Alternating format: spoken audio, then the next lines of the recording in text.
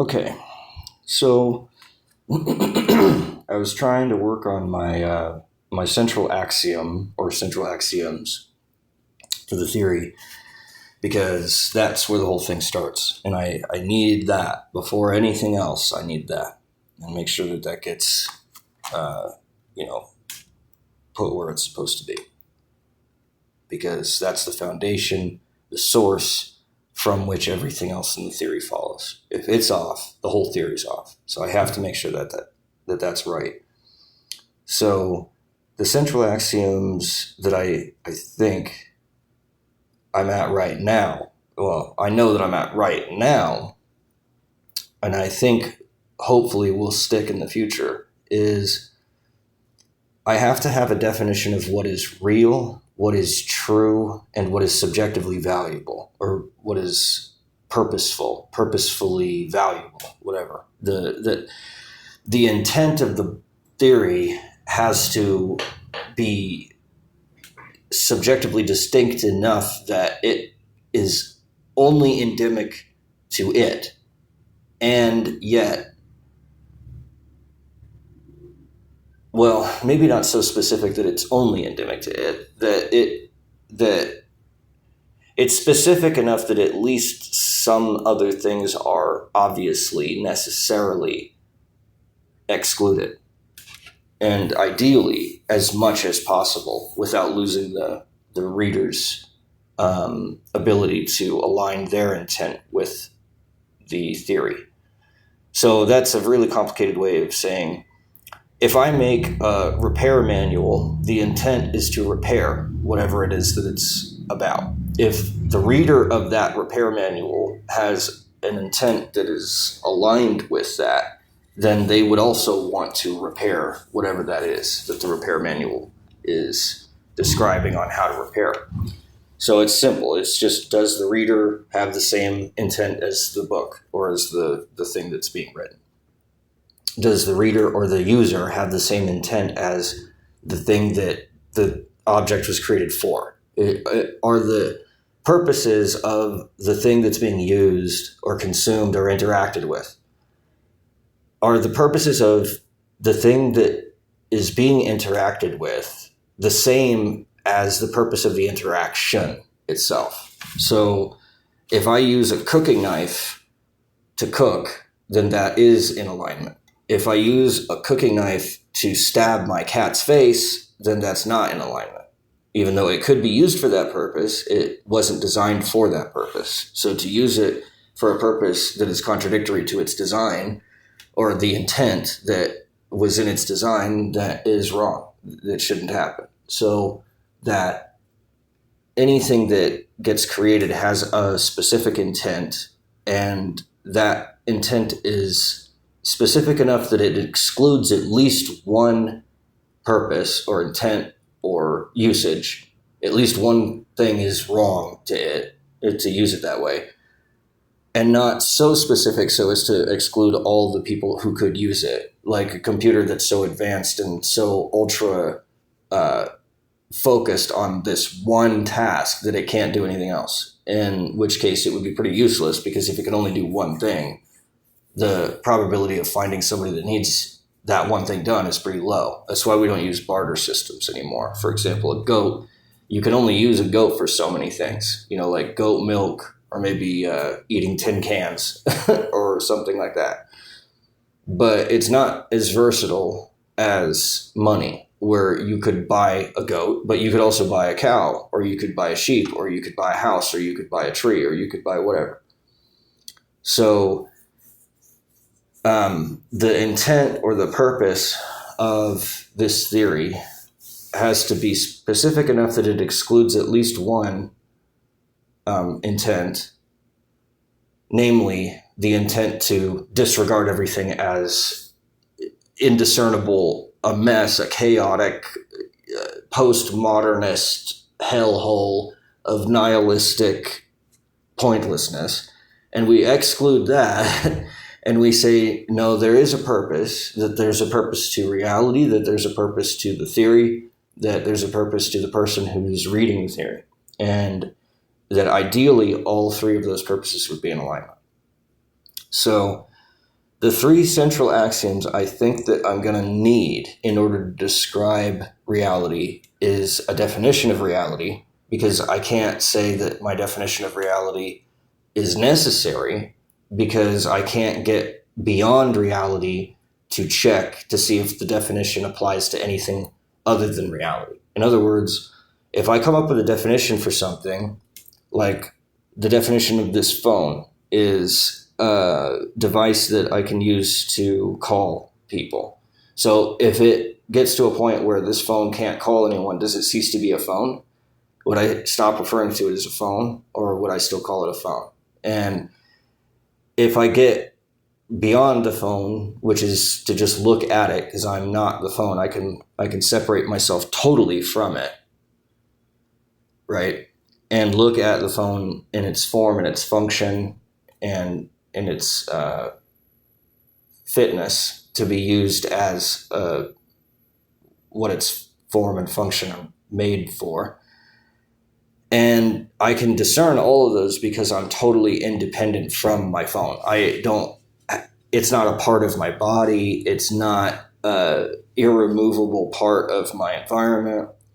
It's not an inescapable shadow that follows me everywhere I go, like reality is. I can't get beyond reality to check reality, to see what it's made of, to see what its raw components are, and to check to see if my definition cuts off right at the exact limit, separating what is and is not real. If that's not actually where the definition falls, then my theory would be inaccurate and the definition would be erroneous. But because I can't prove or disprove that, because I can't get beyond reality to check where the line in between what is real and what isn't real is, then I can't check to see if my definition of reality is accurately matching the same limit as reality itself. There's no way of telling.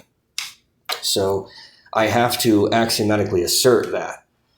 So I have to have a definition of what is real in order to talk about reality. And then I have to have a definition of truth in order to make sure that what I'm saying is true. When I say something about reality, I need to make sure that what I'm saying is true. So I need an accurate definition of what is true. And then thirdly, I have to have a purpose of that book so that it's not just trying to somehow describe everything, that it truncates itself and focuses on something so that it can give you a finite picture that, if not closed, is at the very least finite. And you can, discern what it is. You can grasp it. You can at least touch it. You can approach it.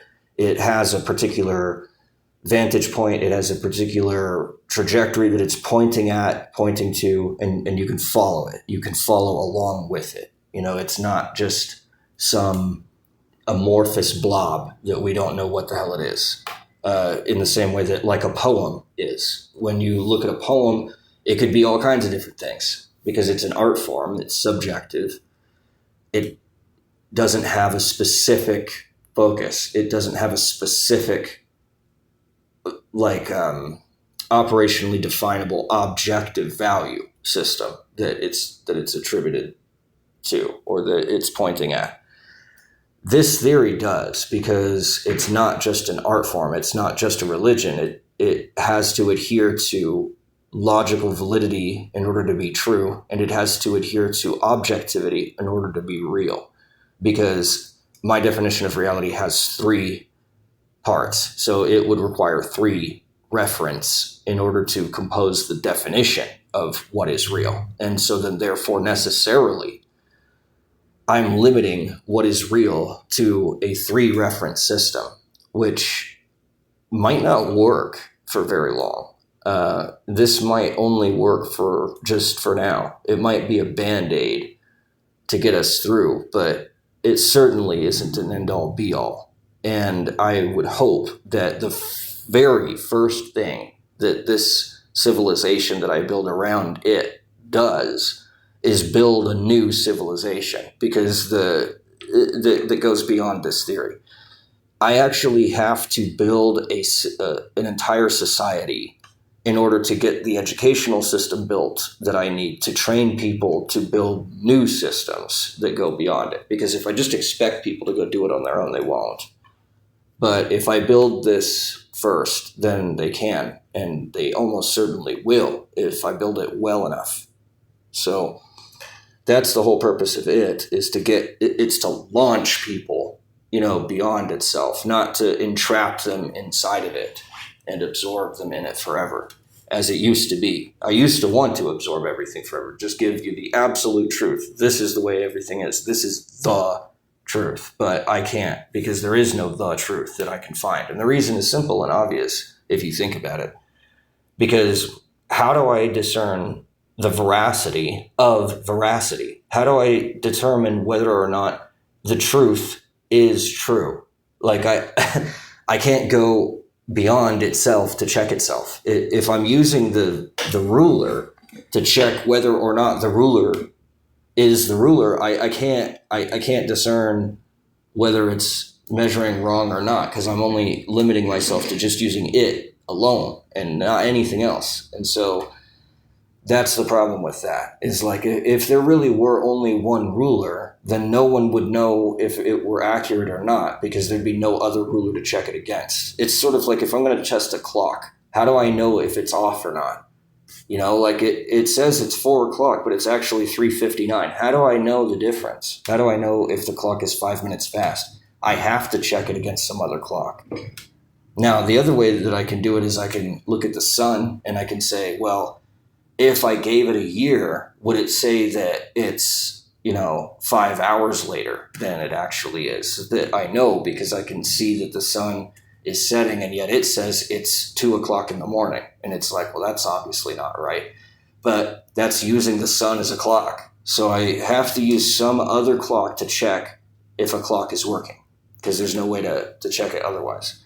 And it's the same thing with any other measurement. So if the measurement is not a clock, but is in fact the totality of all truth, there is no other clock, there is no other totality of truth to check that totality of truth, veracity or accuracy, to see if it's off or not. There's no way to tell. So I have to have assumed an axiomatic definition of the truth, because I can never know the veracity of that truth. I can never check it against the totality of all truth.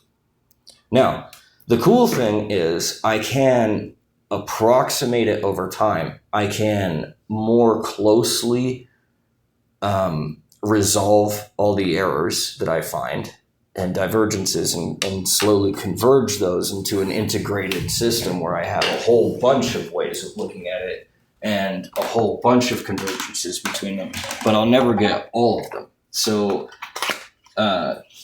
there's a certain amount of humility that comes with that, where even if I was 99.99999% certain that it was true, I still couldn't say that I was absolutely certain. There's still that one chance in a billion quadrillion that it is actually wrong.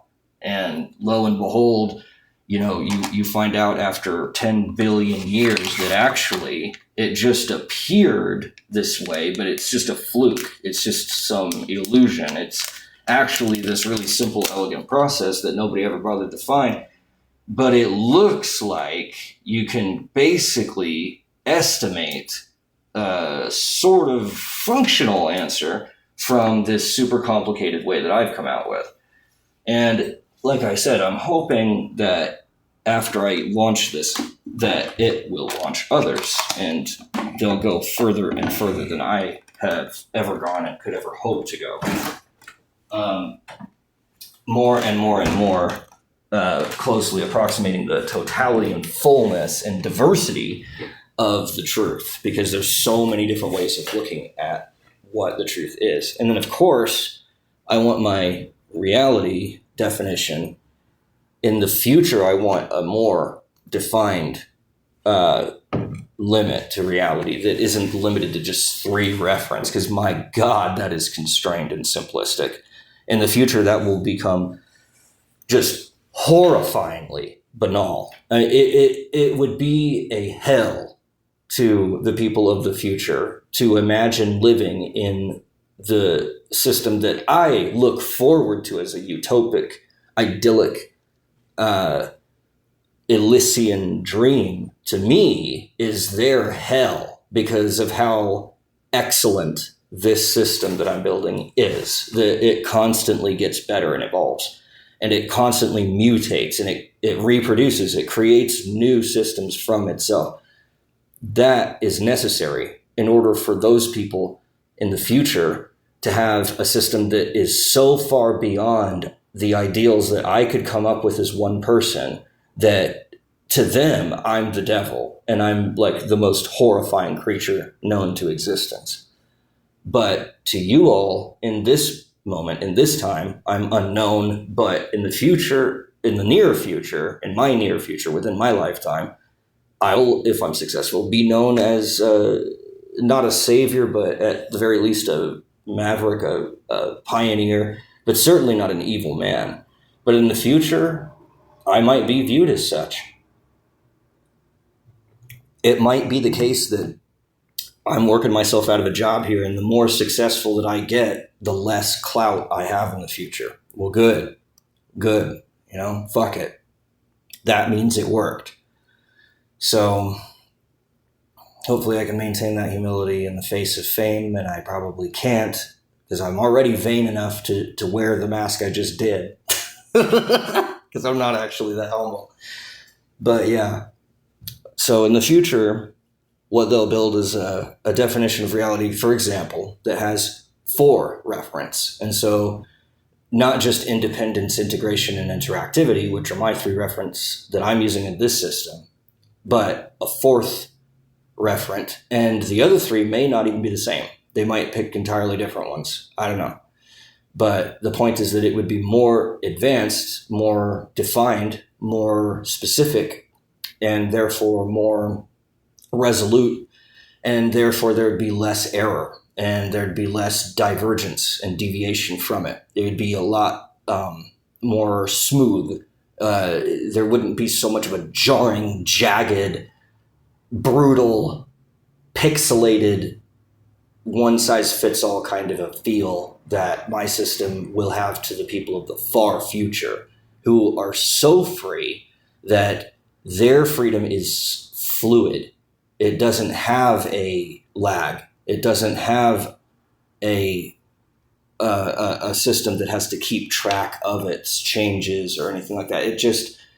It's basically in real time flowing with almost no lag at all. There will always be some lag, but until the very, very, very end, when we crystallize this universe, at which point there won't be any, because we've been able to predict the state of the entire universe before it occurs and adjust accordingly. And when we do that, then there won't be any time, because it will achieve an ability to either control or at the very least, hopefully, predict the absolute total system objective arrangement of every object in the universe. And when we get to that point, I believe that the universe will crystallize and it will form into basically a singularity. And there won't be any time, and there won't really be what we consider to be space, and there won't be any of that. So that's why I'm saying the system that I'm describing now, to them, is going to be a hell, because to them, everything is hell except for what they created, because it's so perfect.